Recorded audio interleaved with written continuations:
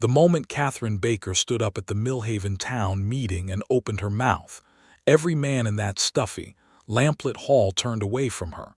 Every man except one. It was the autumn of 1878, and the little cattle town of Millhaven, Texas, sat baking under a sun that had not shown much mercy that year. Dusk coated the wooden storefronts. The water trough at the end of Main Street had cracked down its center seam, and the grass on the open range had turned the color of old straw. The land itself seemed to be waiting for something, though nobody quite agreed on what that something was. Some said rain. Some said the railroad. Some said the kind of change that makes old men nervous and young men restless. Catherine Baker had been in Millhaven for 3 years by then. She had arrived at 22 with a modest inheritance from her father, a land deed to 40 acres east of town, and a stubbornness that the women of Millhaven quietly admired and the men of Millhaven quietly resented. She had no husband, no brother, no father living, nothing that would give her standing in the eyes of the law or the town council. She had only herself, her land, and her considerable intelligence. The 40 acres were good acres if dry. She had planted a kitchen garden, kept a small flock of chickens, and with the help of a hired hand named Ernesto, who was a quiet Mexican man of 60 with a bad knee and an excellent way with fence posts, she had managed to build something she could honestly call a going concern. She sold eggs in town. She sold preserves. When the previous winter had killed half the orchard on the Milford Ranch, she had sold seedling apple trees from the 3 she had managed to nurse through a late frost, and that had kept her comfortable through a lean spring. She was not wealthy. She was not comfortable in the way the wives of the cattle barons were comfortable, with their parlor pianos and their imported lace curtains.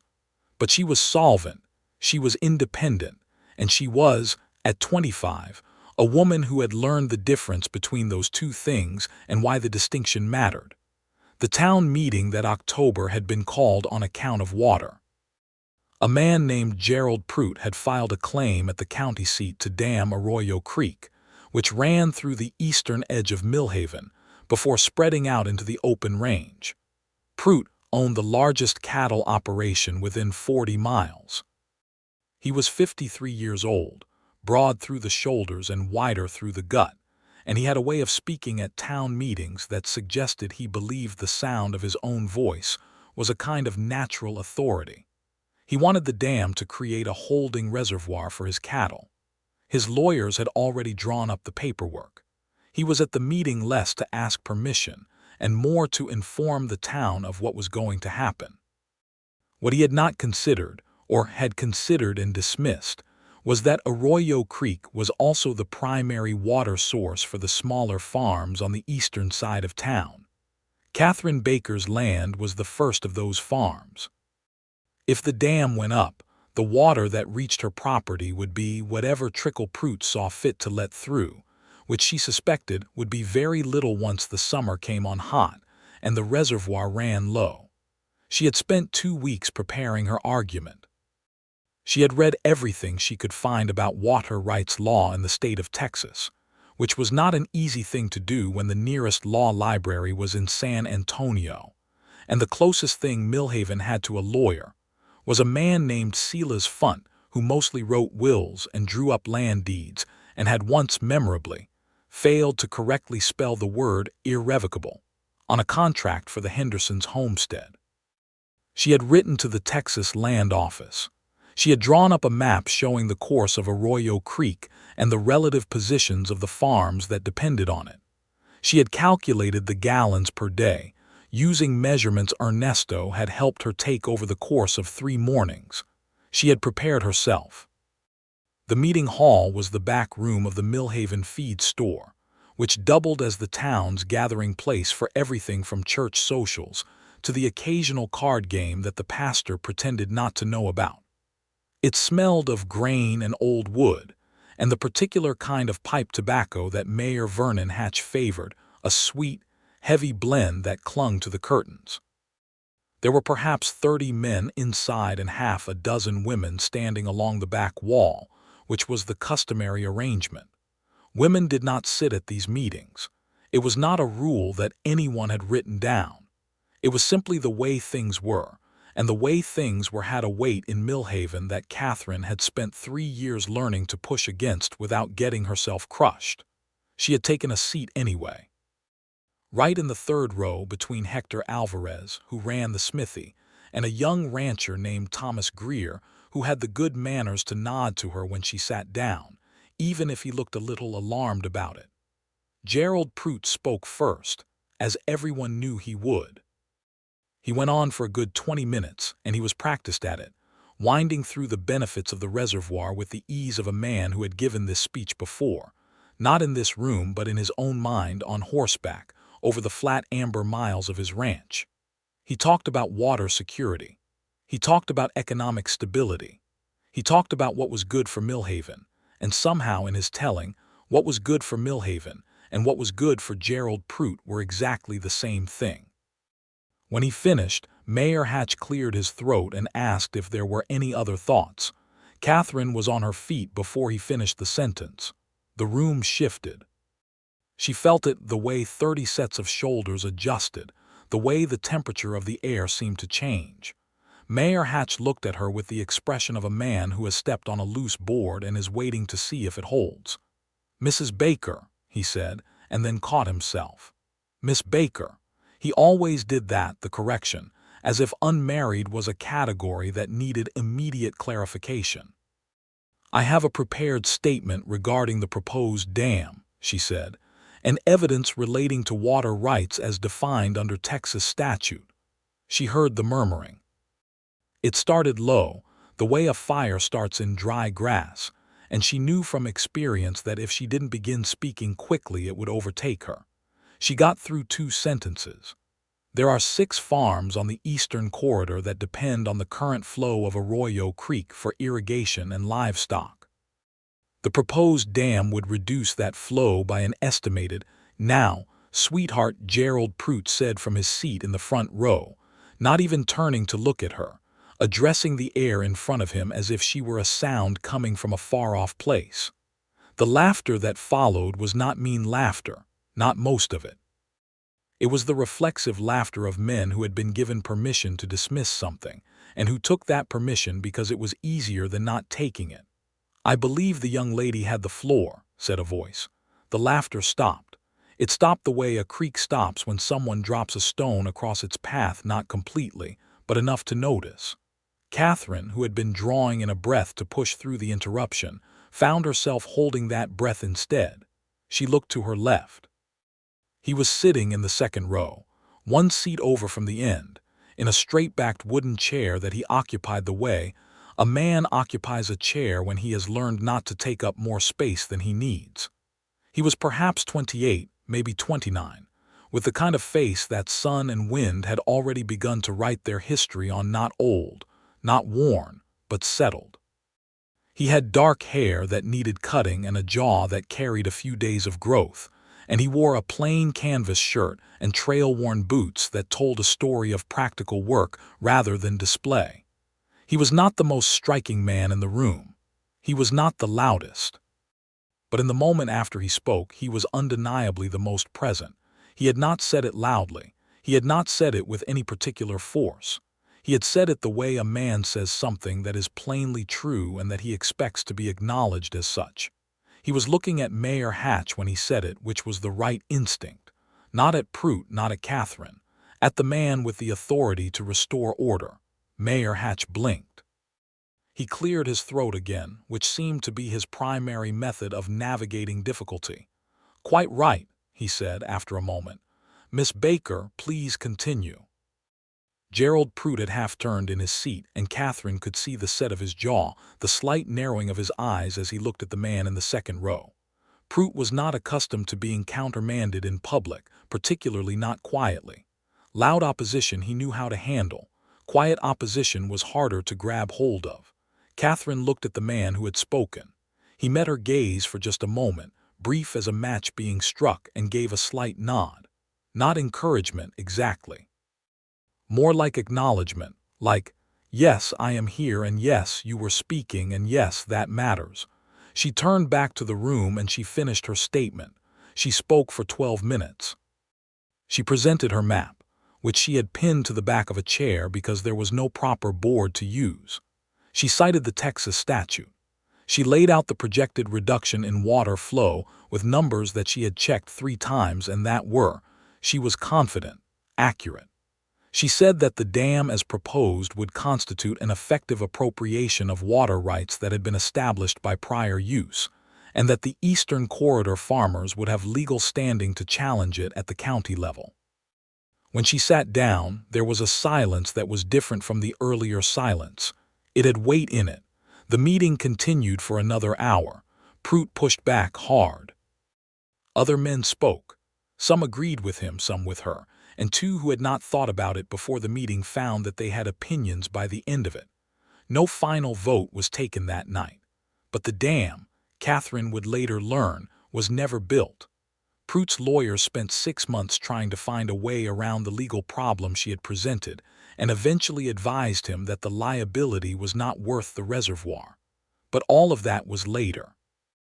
What happened immediately after the meeting was that Catherine was rolling up her map and tucking it under her arm when she became aware that the man from the second row was standing a few feet away, turning his hat in his hands in that circular way that men turned hats when they were trying to think of the right thing to say. "Oliver Winslow," he said, when she looked up. He offered his hand in the straightforward way of someone who had not stopped to wonder if offering a hand to a woman in a feed store meeting hall was correct or not. It was simply the greeting, and she was simply a person, and that was simply what you did. She shook it. "Catherine Baker." "I know," he said. "Your farm is east of mine. I have the property that runs along the north side of Arroyo Creek, about 1.5 miles out." She had not known that. She had been aware, in the general way one is aware of neighboring properties, that the land to the north of her eastern fence line belonged to someone, but she had never met the someone. "You haven't been in Millhaven long," she said. It came out slightly accusatory, though she hadn't meant it that way. She had simply been trying to account for why she hadn't seen him before. "About 6 weeks," he said. "Came up from San Antonio. I had a place down there, but the land was too—" He paused, searching for the word. "Crowded," he settled on. "I wanted something quieter." "And is it?" Something in his expression shifted, and she realized after a moment that it was amusement. "It has its moments," he said. "That was a well-prepared argument you made tonight." "Thank you." She waited. Men who said things like that often followed it with a qualification, "for a woman," or "considering your circumstances," or something else that took the compliment and halved it. He didn't follow it with anything. He just looked at her with those steady brown eyes and waited, the same way she was waiting, and somehow that fact, that they were both just standing there in the grain-smelling back room of the feed store, neither of them quite willing to be the first to end the conversation, was the most interesting thing that had happened to her in a long time. "The map was accurate?" he asked. "Yes. I took the measurements myself. I'd like to see a copy if you're willing. My land is upstream from yours, but the same creek feeds my stock pond. I wasn't sure I had standing to say anything tonight." "You had standing," she said. "What you said was—" She stopped. "Necessary," he offered. "Yes," she said. It was necessary. That was the beginning of it, though neither of them would have described it that way at the time. At the time, it was simply 2 neighbors talking about water rights in a feed store after a town meeting, which was an ordinary thing in the ordinary texture of life in Millhaven, Texas, in October of 1878. But Catherine Baker carried the memory of that room with her when she walked home under the wide black sky, and the memory was not the map or the statute or even the look on Gerald Prout's face. The memory was the sound of that voice saying, quietly and without drama, that she had the floor. She turned it over in her mind the way you turn over a smooth river stone, feeling the weight of it, the unremarkable rightness of it. She did not forget it for a long time. In the weeks after the meeting, the connection between them grew at the slow pace of all things that grow in dry country, quietly, with a great deal of root work happening underground before anything showed itself above the surface. Oliver Winslow came by her farm on a Tuesday morning, 8 days after the meeting, with his hat in his hands again and a polite request to see the creek map. She spread it on the kitchen table, and they looked at it together while the coffee pot heated on the stove, and he asked careful questions about her methodology and she answered them. And at some point she realized that the coffee had been ready for 10 minutes and she had not noticed. She poured 2 cups without asking and set one in front of him, and he picked it up without comment. And that, too, felt like the right shape of a thing. He had questions about the creek, but he also had observations that were useful. He had ridden the full length of Arroyo Creek on his property and the half-mile beyond, and he had noticed a secondary channel that she hadn't marked, a seasonal overflow path that ran northeast and fed into the water table that way. It changed her calculation slightly. She got out a pencil and made the notation while he watched. "You have good eyes," she said. "I pay attention," he said. "It's easier than being surprised later." She thought about that for a moment. Is that a philosophy or a habit? Both, probably. He looked at her over the rim of his coffee cup. I was surprised once," she said. "I didn't care for it." She had not intended to say anything more than that, and she didn't, and he didn't push. But something had been offered in that sentence, a corner of something larger, and she was aware that he had received it with the same quietness he seemed to bring to most things. Ernesto came in from the yard at that point, stamping dust off his boots, and stopped when he saw Oliver. He looked at Catherine with the particular look of a man who has known her long enough to have opinions. "Ernesto, this is Oliver Winslow. He has the property north of the creek." Ernesto looked at Oliver for a long moment. He had the unhurried measuring quality of a man who had learned to read people the way you read weather, not quickly but accurately. "The fence on the north side needs fixing," Ernesto said, to Oliver specifically. Oliver nodded. "I know. I've ordered the wire. It'll be in by Friday." Something in Ernesto's expression softened slightly, the way a closed door does when the latch is turned. He poured himself coffee, nodded at them both, and went back outside.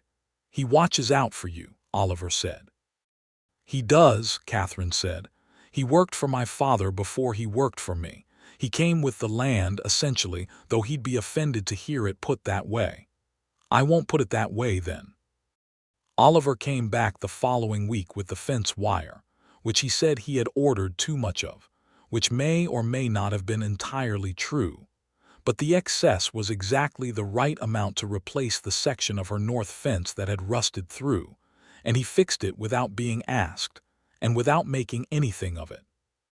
She brought him lunch while he worked cold biscuits and salt pork and a jar of pickles she had put up herself, and they ate sitting on the fence rail with the flat Texas sky going enormous in every direction around them. "Where did you come from originally?" she asked. "Before San Antonio." "Ohio," he said. "A small place outside of Columbus. My father had a mill." "And you left?" "After he died, yes. There wasn't much keeping me. My older brother took the mill. I had some money and a strong feeling that I needed to go somewhere I hadn't been." He looked out at the horizon. "I went west, which is what a man does when he wants to go somewhere he hasn't been." "And women?" she asked. "When they want that," he looked at her. "They come to places like this," he said, "and fight for their water rights." She laughed. It surprised her, the sound of it coming out so easily.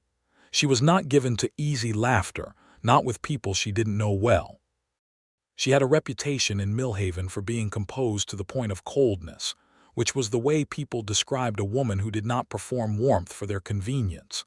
But Oliver Winslow somehow had gotten under that without trying, which was perhaps exactly why he had managed it.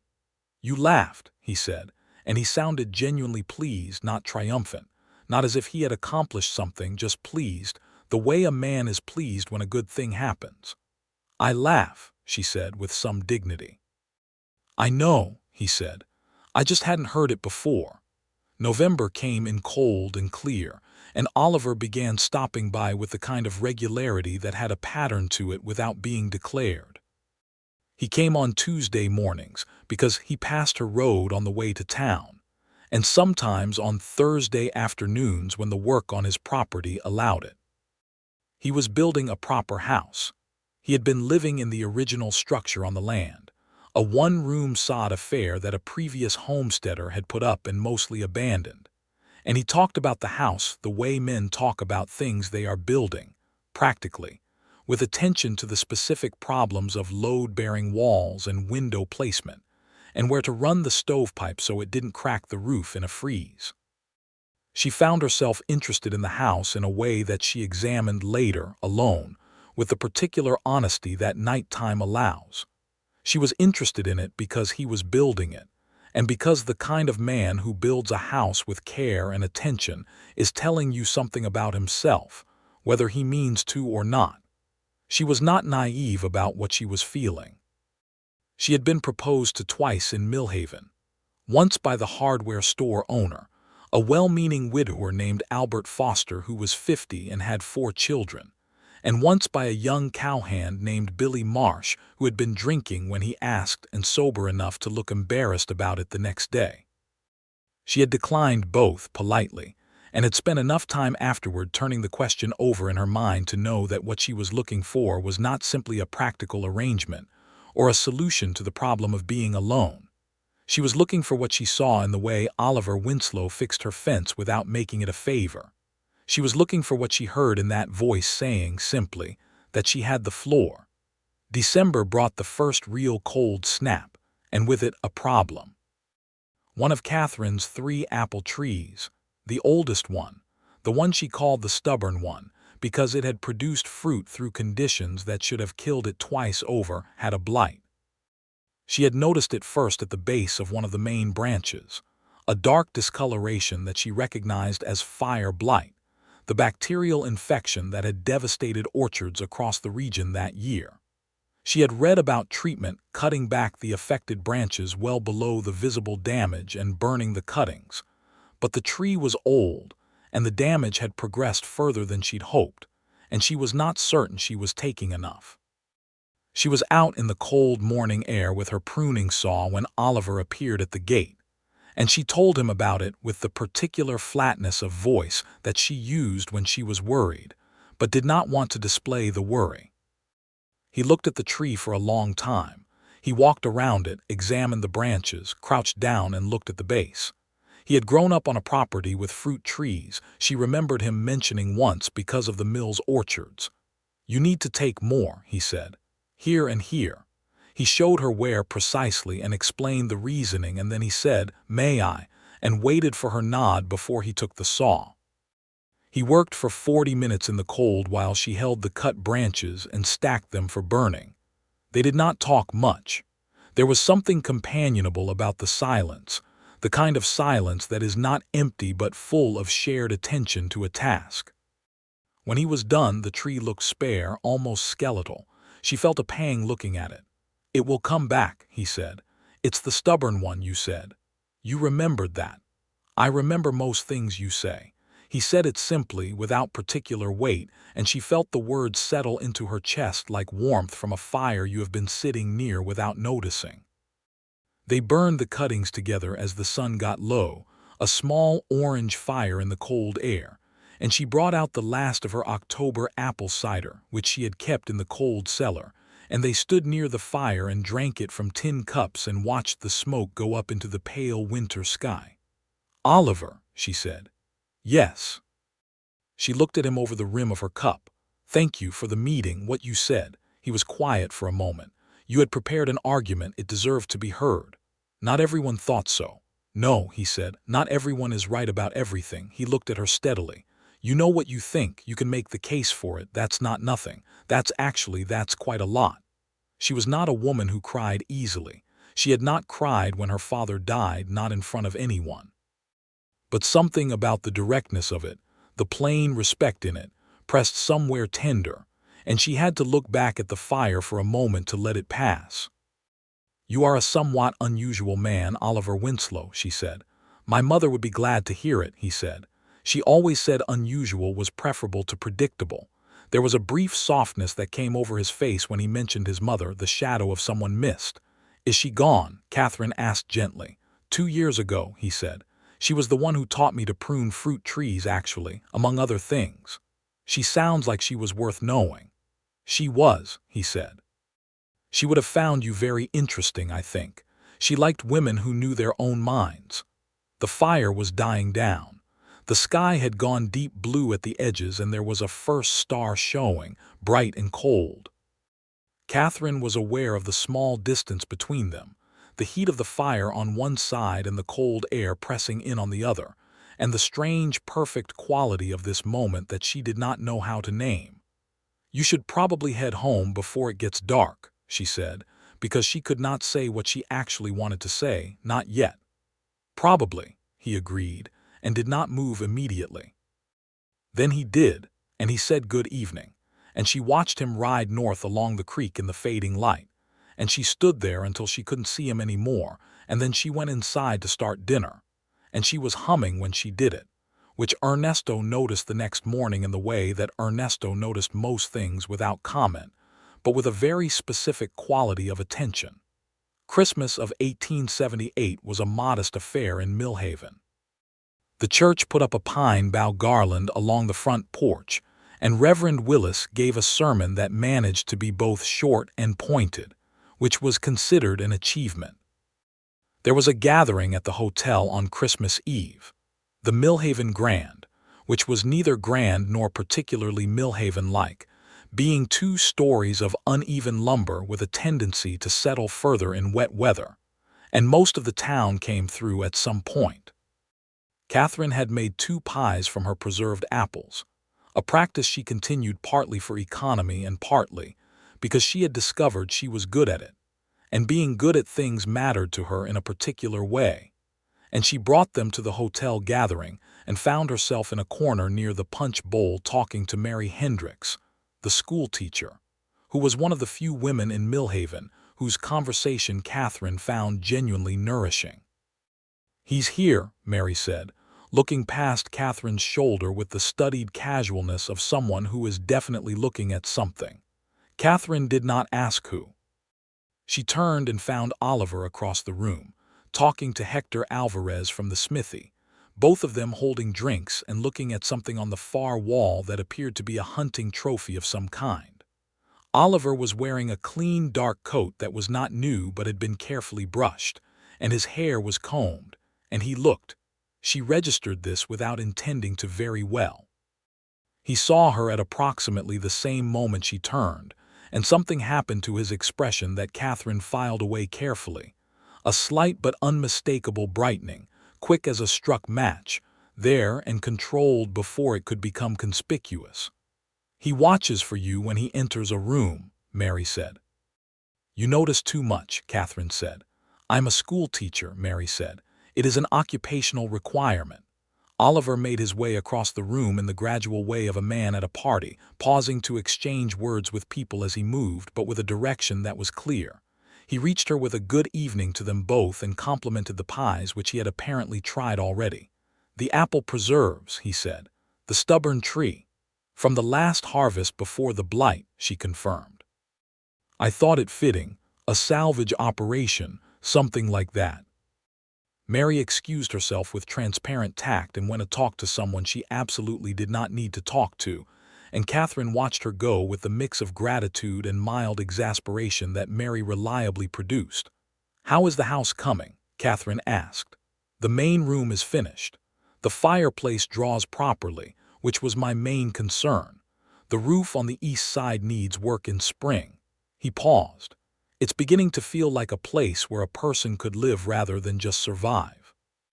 "That's an important distinction." "It is," he said. "I've been thinking about that a great deal, the difference between surviving a place and actually living in it." The fiddle player in the corner started up something slow and sweet, and a few couples moved toward the center of the room. The fire in the hotel's great stone fireplace was the biggest Catherine had seen anywhere outside of a blacksmith's shop, and the light it threw was warm and generous, the kind of light that makes everything and everyone look better. "Would you like to dance?" Oliver asked. He had the same quality in his voice that he had at the town meeting, the straightforward offering of something, without either pressure or performance. She had not danced in nearly 2 years. She had been asked and had declined and had felt declining, a small steady erosion of something she couldn't name. Joy perhaps, ease. Yes, she said. I would. He led her to the floor with a hand that was light at her back, barely there, and when they turned to face each other she saw the same brightness in his eyes that she had noted when she entered the room, no longer quick and controlled but settled, comfortable with itself. They danced 2 dances, and then a third because the fiddle player went directly from one into the next without pausing. She was not a graceful dancer, but she was a correct one, and he was both, and it was easy in the way that things between them had been consistently, quietly, unexpectedly easy. I want to say something, he said during the third dance when the room had grown loud enough that a conversation could have a degree of privacy. Then say it, she said. I am going to be direct because I think you prefer it. I do. I have thought about you a great deal since October, he said. Not in a way that should concern you, in a way that has been illuminating. In a way that has made me want to know more about you and be in your company and contribute something useful to whatever you are trying to do with that land and your life.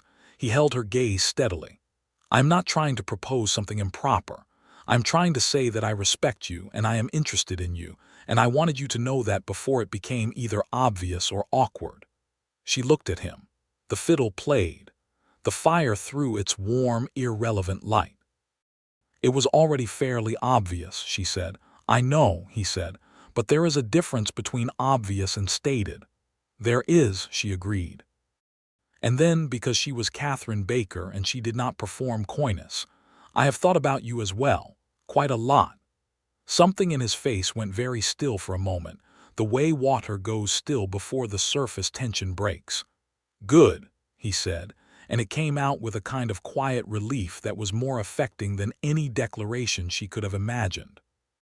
They finished the dance, and afterward they stood near the windows and talked until the party thinned and the fire burned low, and the fiddle player packed up his instrument, and the hotel keeper began a gentle, persistent project of extinguishing the lamps that suggested the evening was over.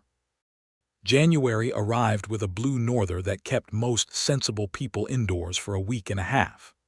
Catherine repaired the chicken coop, worked on her accounts, wrote a long letter to her father's sister in Virginia, who was the only family she had left, and thought about Oliver with the frequency of a woman who knows she is thinking about someone too much and has decided that this is acceptable.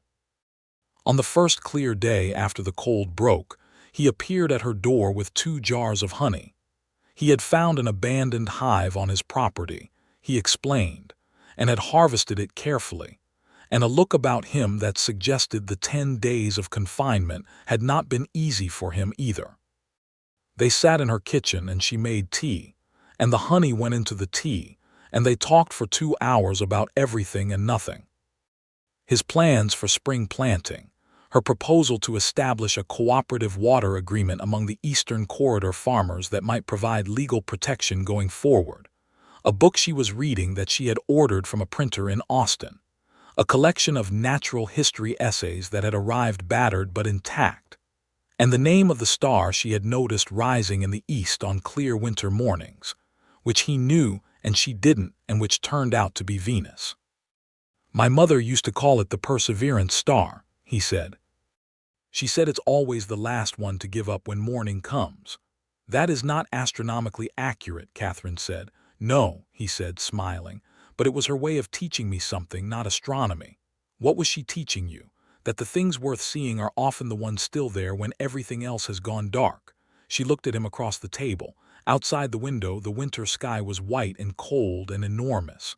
Oliver, she said, yes, I would very much like you to kiss me. The silence that followed was not long. He looked at her with those steady brown eyes, and then he stood up from his chair with a slowness that was not hesitation but deliberateness, the way you move when something matters, and he came around the table to where she was sitting and offered his hand, and she took it and stood, and he kissed her with the same quality that he brought to everything, careful, direct, honest, and warmer than she had expected, much warmer, the kind of warmth that gets into the bones. When it ended, she was still holding his hand, and neither of them said anything for a moment. And outside the wind had picked up again off the flat land, and the kitchen was the coziest place in the world. "Well," she said. "Yes," he agreed. She laughed again, that same surprise of it, and this time he laughed too, and the sound of both of them laughing in her kitchen on that cold January afternoon was, Catherine Baker thought, one of the finest sounds she had heard in some time. February moved at the speed of ice melting slow, and then suddenly all at once. Oliver was at her farm most days now. Some days working alongside Ernesto, who had passed some invisible threshold in his estimation, and now spoke to Oliver with a directness that he reserved for people he had decided were worth the effort. Some days sitting with Catherine at the kitchen table going over her water rights proposal, which she was drafting carefully and intended to present to the county commission in March. There was a conversation they needed to have, and both of them knew it. The conversation that sits at the edge of courtship when it has progressed past a certain point, and the question of the future can no longer be politely avoided. Catherine was aware of its presence the way you're aware of weather coming, the change in pressure, the particular quality of the air. She was also aware of certain things that Oliver had not said. He had not spoken at length about San Antonio, about why specifically he had left a place where he had apparently been settled, only saying the word crowded and moving on. She did not press. She believed that people arrived at their own disclosures at their own pace, and that forcing the pace broke something. But she was aware of it. It was a cold February evening, the sky going red in the west and the first stars coming out, and they were outside looking at the apple trees.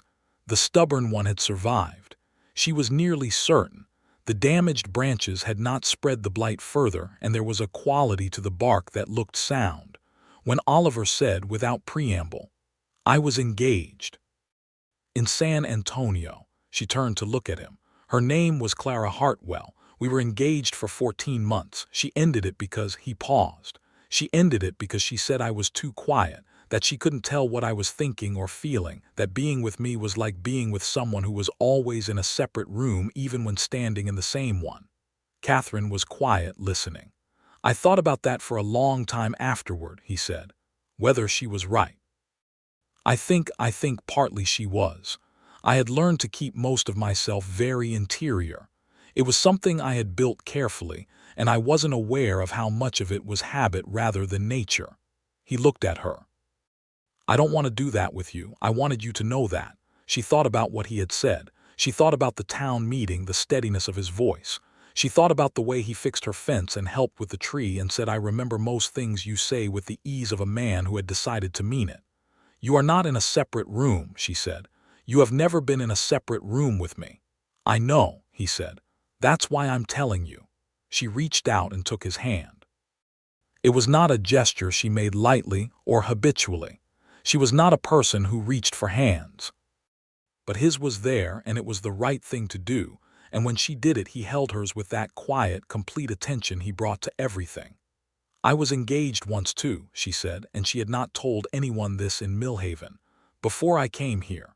His name was James Whitmore, and he was the son of my father's business partner, and I was 20 and thought it was what I wanted. But what I actually wanted," she stopped. "What I actually wanted was to make my own decisions. To own my own land and grow my own food and stand at a town meeting and say what I knew to be true. And I realized that being with James would mean choosing between that and him, and I chose this." Did he understand? "No," she said, "but I think he was relieved actually. He wanted a wife who would be content in a drawing room, and I was making the wrong shape for that." Oliver looked at her. "I think you are exactly the right shape," he said, "for this." She felt the warmth come up in her face, which did not happen to her often. "That is a very fine thing to say. I mean it very specifically." "I know you do," she said. "That's why it's fine."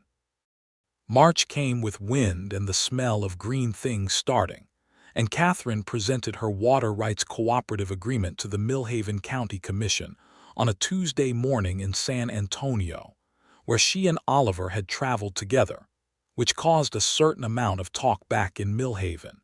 and which neither of them considered worth adjusting their behavior over. The commission was composed of 5 men, 3 of whom were receptive, 1 of whom was indifferent, and 1 of whom was Gerald Prutt's cousin by marriage, which explained a certain quality of resistance. Catherine presented her case with the thoroughness that 3 months of refinement had produced. Oliver was there, sitting in the gallery, and he did not have to say anything at all, but his presence was a kind of ballast, the way a well-set anchor is ballast. You don't always use it, but you're glad it's there. The commission took the cooperative agreement under advisement, which was not a victory but was not a defeat, and on the ride back north, in the rented wagon on the flat road between San Antonio and Millhaven with the spring sky stretching out above them, Catherine felt something that she recognized after a moment as the specific satisfaction of having done a thing well. "They'll approve it," Oliver said. "You think so? The cousin will vote no. The other 4 will approve it. The cousin will grumble about it and then do nothing because there's nothing useful to be done." He had a practical quality when it came to reading situations, not cynical, just clear-eyed, like a man who looks at weather and sees what is actually coming rather than what he hopes is coming. "What if they don't?" she said. "What if Prutt finds a way to? Then we fight the next fight," he said. "But we fight it having already established the record, which is more than you had in October." He looked at her. "You don't have to win everything at once, Catherine." It was the first time he had used her name in that way, without any prefix, without any hesitation, just her name in his voice, natural as breathing. She noted it. She filed it away with the other small, perfect things. "I know," she said. "I am aware of that. You are just used to doing everything yourself," he said, not unkindly. "Yes," she admitted. "You don't have to," he said. "Not anymore." She looked at him, the profile of him, the jaw, the steady set of his shoulders, the way he held the reins with the particular ease of a man comfortable with horses. The spring light was generous. "Oliver." "Yes." "Are you about to propose to me?" He turned to look at her, and there was a moment of beautiful arrested motion, the wagon rolling, the horses keeping their pace, the world continuing its business while they looked at each other. "I was getting there," he said. "I was doing it slowly because I wanted to do it right." "I think you have been doing it right," she said, from approximately the 2nd row of the feed store meeting hall. His expression did something complicated and then simplified into the warmest thing she had ever seen on a human face.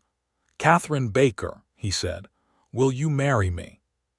She waited approximately 1.5 seconds because she was not a woman who gave things away without intention, and then she said, "Yes, Oliver Winslow, I will."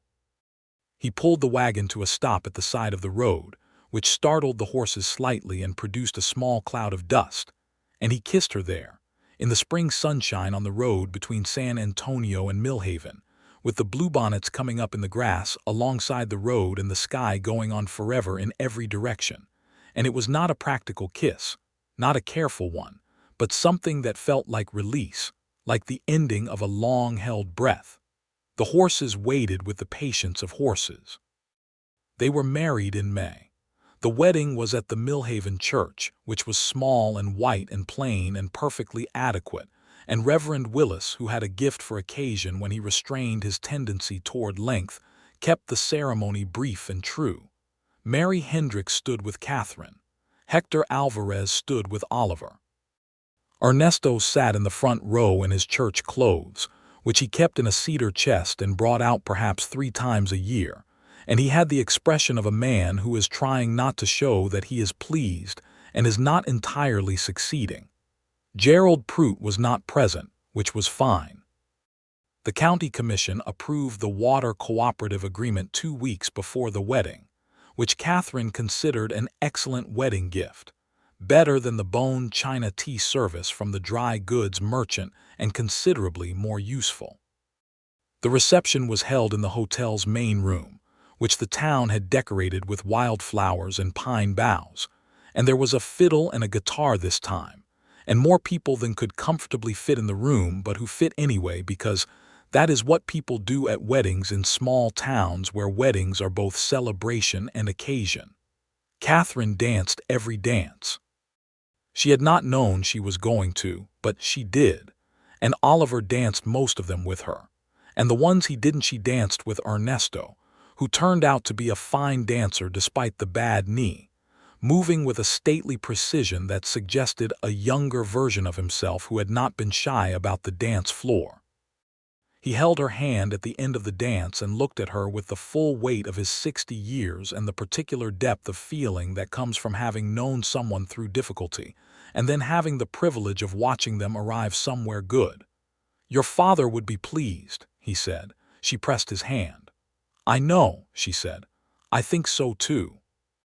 They moved into Oliver's house together, his, because it was larger and more finished, though the understanding between them was clear that what they were building was a shared thing, title and all.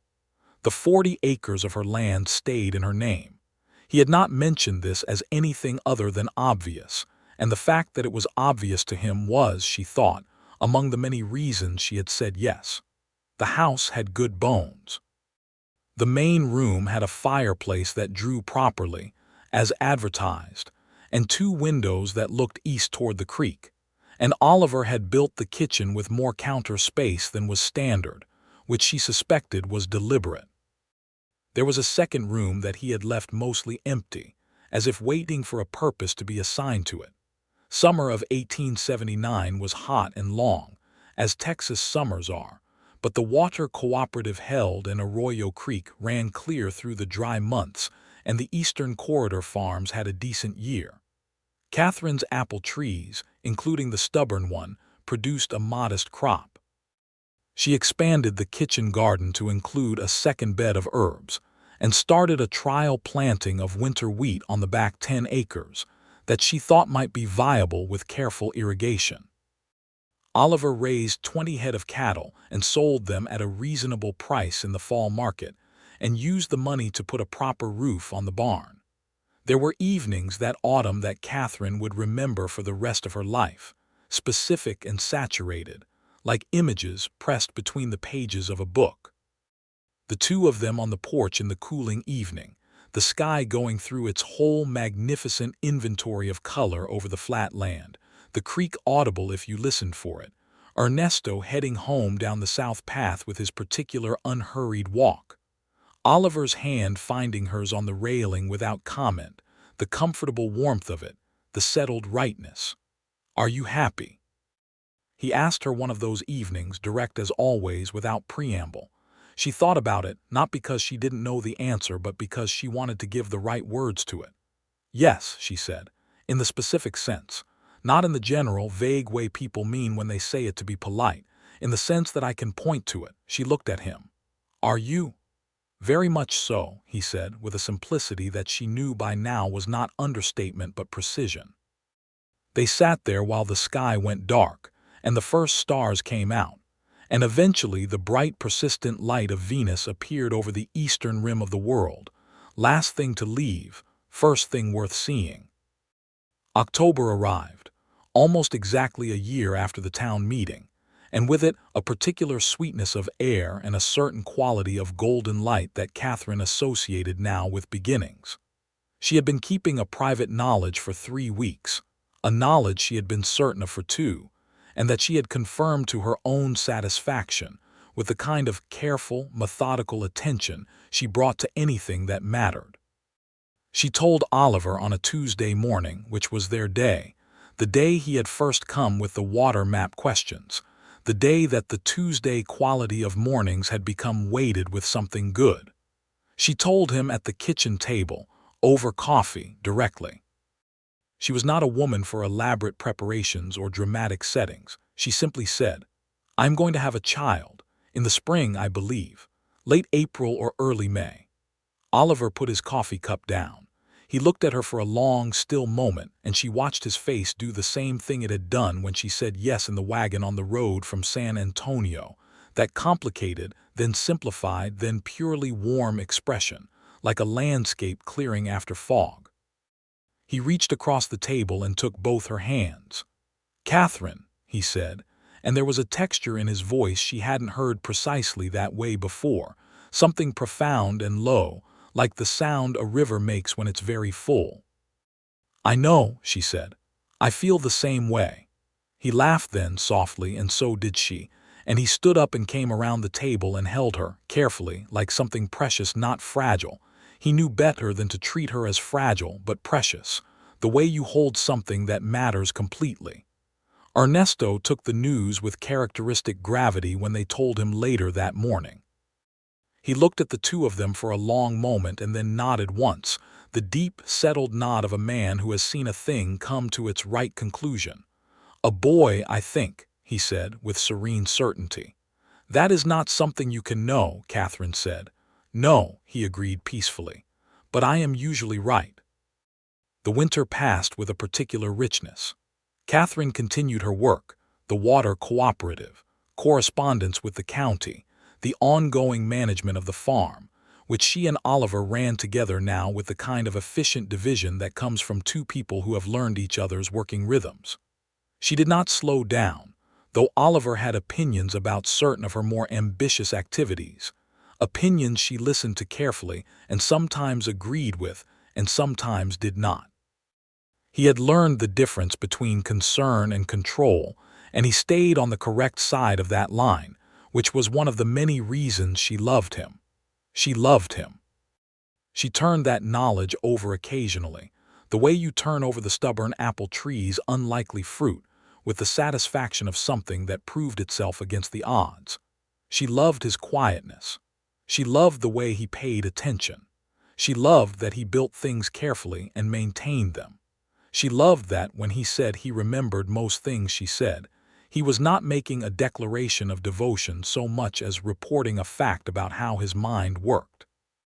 She loved that he had let her finish speaking, that first night in the feed store hall, not because it was a romantic gesture, but because it was the right thing and he knew it was the right thing, and he said it without waiting to see which way the room was going. She told him this, one evening in January, the fire going well and the cold settled outside, and the small new life of their child present in a way that was still interior and private and hers and also, somehow, entirely theirs. "That's what you thought of." He said, "At the meeting, when I said that. I thought about it for quite a long time afterward," she said. "It seemed like important information. About me. About the kind of person you were." She looked at the fire. "I had learned to measure people by small things. The large gestures are easy, the small ones tell you more." He was quiet for a moment. "I was also measuring you," he said, "by small things." "And what did the small things say?" He considered this seriously, as he did most things. "That you were someone who had made choices that cost her something and had made them anyway and would make them again. That you were someone who did the work of things, not just the thinking of them." He paused. "That you were someone I wanted to know better and to know well and to keep on knowing." The fire crackled. Outside, the Texas winter laid its cold blue hand on everything. "You did very well," she said, "on the knowing." "I intend to keep at it," he said. "We have time." They had time.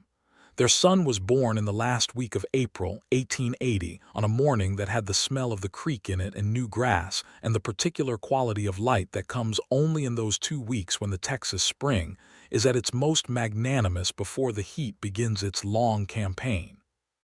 Ernesto had sent for the midwife, a capable woman named Mrs. Garza, who had delivered half the children in the Eastern Corridor, and who handled everything with a matter-of-fact competence that Catherine deeply appreciated. Oliver stayed close, not in the room for the birth itself.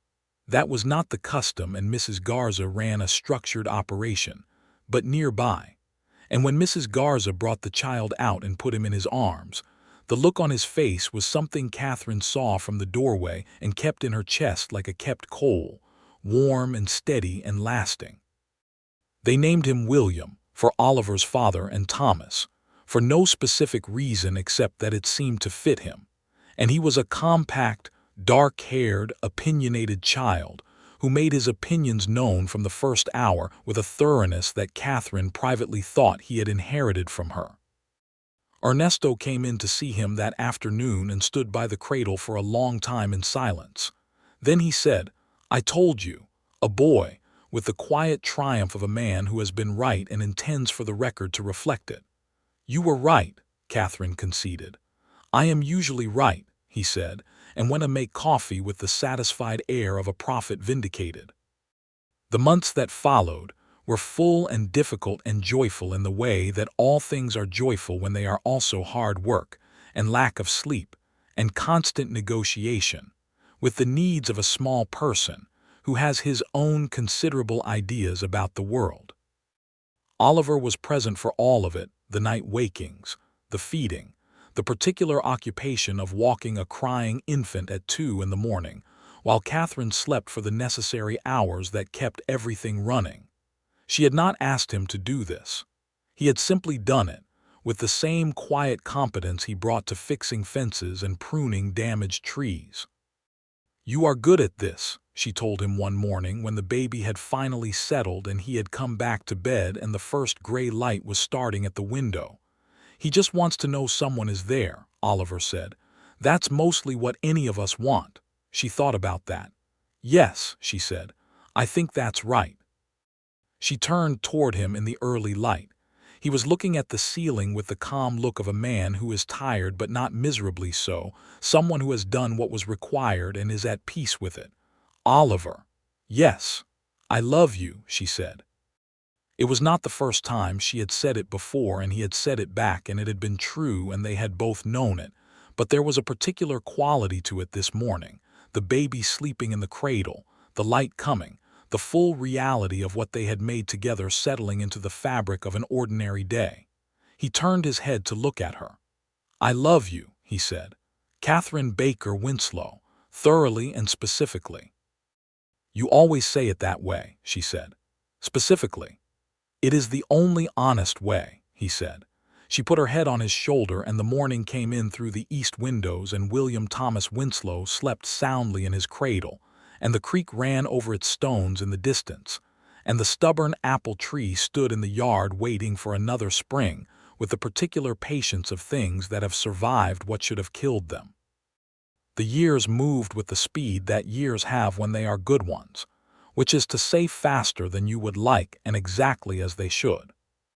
The water cooperative was formalized in 1881 under a county agreement that gave the Eastern Corridor farmers legal standing in perpetuity.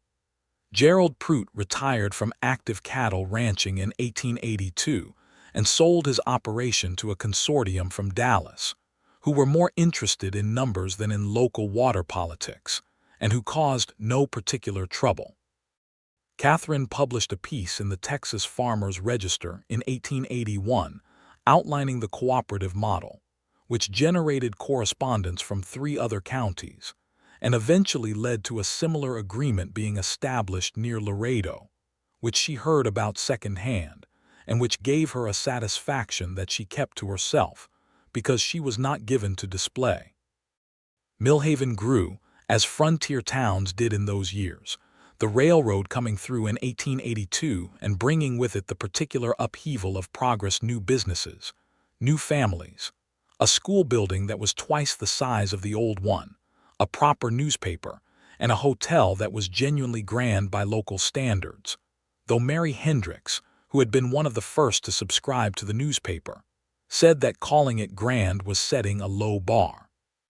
The town meeting moved from the feed store to the new courthouse, which had proper seating and a dais and a bell, and the discussions that happened there were livelier and more contentious and more democratic than they had been in the old days, partly because more people were willing to have them. Catherine spoke at the courthouse town meetings with the regularity and authority that 3 years of having her arguments proved right tended to produce. She was not always agreed with. She did not require that. She required only that she be heard, which she was, which she had learned to take as neither a gift nor a concession but simply her due. Oliver continued his ranching and expanded it carefully, adding land on the north side and increasing his herd to a size that was profitable without being unwieldy. He had a reputation in Millhaven for being a man of few words and considerable reliability, which was an excellent reputation for a rancher, and he wore it easily.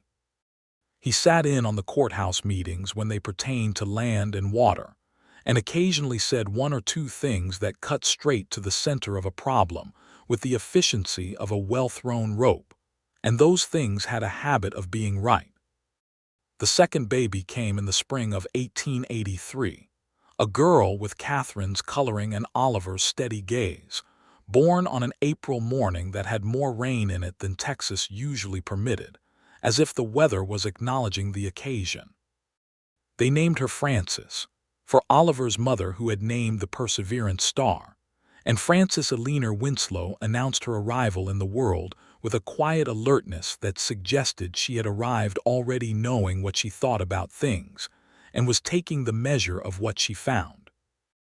Ernesto, who was 65 by then and who had nominally retired from the heavy work but continued to appear every morning on the grounds that he had opinions about how things were being done, looked at the new baby with the same grave attention he brought to all important matters.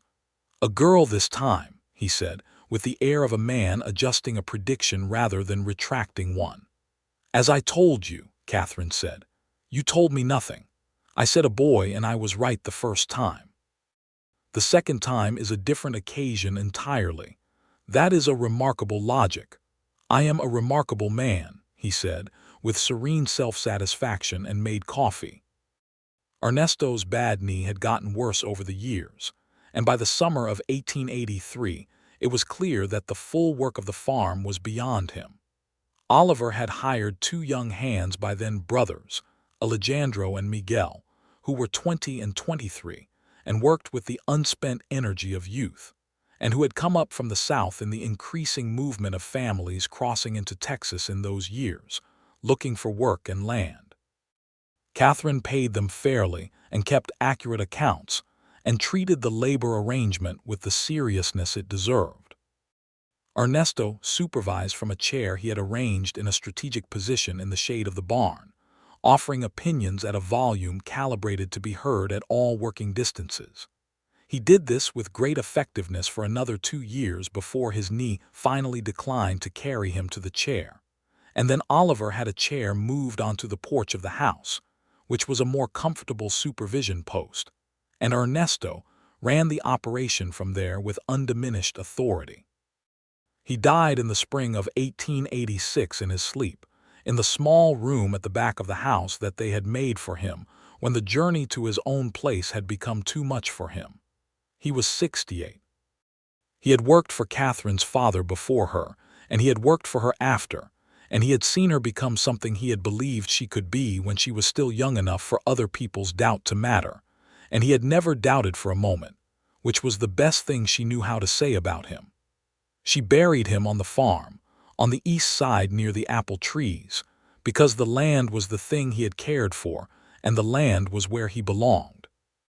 Oliver built the marker himself, a proper stone one, and she wrote the inscription herself, Ernesto, a man who paid attention. He did this faithfully and with good coffee. Oliver had read it when she showed him the draft and looked at her with that particular expression, the brightened one, and said, he would be annoyed about the coffee line. He would love the coffee line, she said. He would be annoyed about how much he loves it. William was 6 in 1886, and was already a combination of his parents that was sometimes breathtaking to observe. Catherine's directness and Oliver's patience, her instinct for argument and his instinct for listening, and something entirely his own, which was a kind of bright, hungry curiosity about how everything worked. He wanted to know the names of the creek birds. He wanted to know why the apple tree had gotten sick and how to stop it. He wanted to know what the town meetings were about, and why his mother always went and what she said there. Catherine told him, plainly and honestly, which was the only way she told anything. Some people will tell you that certain things are only for certain people, she said to him one evening, working beside her at the kitchen table while she went through the accounts.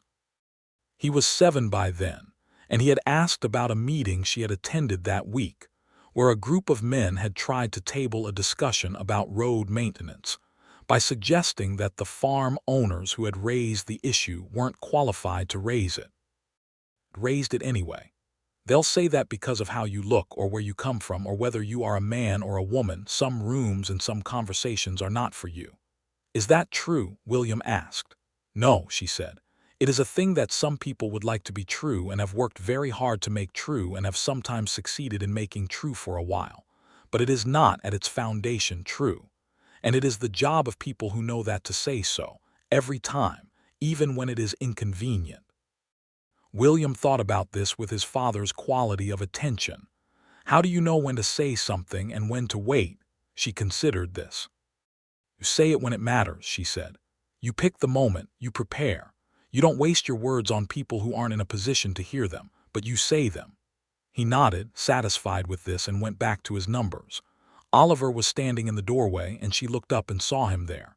He had come in quietly, as he often did, and he was looking at the two of them at the table with an expression that had the whole of it, all the feeling, the depth, the specific love for this specific life. Good advice, he said. I know, she said. Someone taught me. He raised an eyebrow. The water rights, she said. 3 years of reading Texas statute, an excellent teacher. I see, he said, smiling. Not anyone in particular. Well, she said, perhaps one person, in a feed store, in the second row. He came into the room and bent down and kissed the top of her head, the way he did when she was working and he was passing through, and William looked up from his numbers and made the face that 7-year-olds make when their parents are affectionate, the face that means they are embarrassed and will remember it later with pleasure. Francis was 3 and asleep in the back room, and the evening was coming down blue and soft outside the windows, and Arroyo Creek was running clear. And the stubborn apple tree had blossomed that spring with a profusion that suggested it was not done yet, not even close. And the land lay around the house in all directions with the particular rightness of land that has been cared for and knows it. The years continued to be good, not in the fairy tale sense of being without difficulty. There were droughts, and 1 year a cattle sickness that cost them 1/4 of the herd, and the year William was 11 when the Millhaven courthouse burned and had to be rebuilt, and a hard winter when Francis was 8 that kept them snowbound for 2 weeks and tested every person's patience, and also, it turned out, revealed that Oliver could tell stories that kept children entertained through long evenings, in a way that Catherine had not known about him, and that delighted her entirely. He had a whole inventory of them, small adventurous tales that he said were from books he'd read as a boy, and he told them with a straight face and a careful sense of how long to let a pause sit before something happened, and Francis sat on his knee through all of them with the expression of someone receiving something important. But these things were the texture of a life, not the substance of it. The substance of it was the two of them, still talking at the kitchen table at 10 at night when the children were asleep, still riding out together to check the fence line, still watching the evening come in from the porch with the comfortable awareness of two people who have made a home in each other with the thoroughness of things that grow roots. Catherine turned 35 in 1888 and Oliver threw her a party, which was not something she had asked for and not something she would have asked for, but which turned out to be exactly what she needed. The whole of their life in that one room, Mary Hendricks, who was teaching at the new school and would go on to become its principal, Alejandro and Miguel, who had both married by then and whose families had become part of the extended life of the property. A dozen neighboring families from the Eastern Corridor, whose water rights had been preserved in part by the work she had done. The new mayor of Millhaven, a woman named Helen Shore, who had been elected in 1887 and was the first woman to hold that office, which Catherine had worked toward and celebrated with the private satisfaction of someone who had been tilling that ground for a long time. Oliver gave a toast at the party that was not long. Oliver's toasts were never long, but that said everything. He said that she was the finest person he knew, and that he had known that from approximately the 3rd sentence of her presentation at a town meeting 10 years ago, and that he was grateful every day that he had been sitting in the 2nd row, and that the room had been quiet enough for him to say what he said, because What had followed from that had been the best of his life. She stood across the room and listened to this, and felt the warmth of it all the way down. Not the warmth of being praised, but the warmth of being known, which was the thing she had wanted and had found, which was the thing that could not be inherited or built alone, but had to be arrived at together. She crossed the room to him when the toast was done, and she kissed him in front of everyone, which she did not usually do in public. And there was a good-natured sound from the assembled guests that was the sound of people who are genuinely glad for two people, which is a rare and fine sound. William and Francis, at the edge of the party, made the complimentary faces of children whose parents have embarrassed and pleased them in equal measure. When the party was over and the guests had gone and the children were in bed, Catherine and Oliver sat on the porch in the October dark with the stars out and the creek running and the apple trees standing their patient vigil. "Thank you," she said, "for the party, for everything that the party was about." He was quiet for a moment. "I have never once regretted being in that second row," he said. "I know," she said. "Neither have I." She leaned against him in the cool air and he put his arm around her, solid and warm, and the night went on above them with its old, indifferent splendor, the stars cold and brilliant, Venus rising over the eastern rim like a persistence, like a promise, like the last light worth seeing in the dark. The two of them sat there for a long time in no hurry, the way people sit when they are exactly where they mean to be, and the land around them was theirs. Not in the legal sense only, though it was that too, 400 acres between them now with proper title and a water agreement that had held for nearly a decade, but in the sense that they had worked it and known it and grown things in it that lasted. In the morning there would be work. There would be accounts and fence lines, and the particular complaints of a cattle operation in its 4th year of growth, and the small, brilliant chaos of two children who had opinions and energy and questions that didn't stop. There would be town meetings and county business, and the ongoing project of making Millhaven the kind of place where a woman could stand up and say what she knew to be true and not have it interrupted, which was not yet fully accomplished, but was closer than it had been in 1878 and would be closer still in 1889. But that was morning. Tonight was this: the porch and the dark and the stars and Oliver's arm and the creek speaking in the distance over its old stones, and the stubborn apple tree standing in the yard where Ernesto had looked at it with his measuring eyes and said, "Take more," and where she had taken more, and where it had come back, as he had said it would, as all stubborn things do when they are tended with enough care and given enough time. Catherine Baker Winslow looked out at the dark land and the bright sky and felt the full, specific, precise weight of a life that was hers in the deepest sense. Not given, but earned, not settled for, but chosen, every part of it and every part of it good.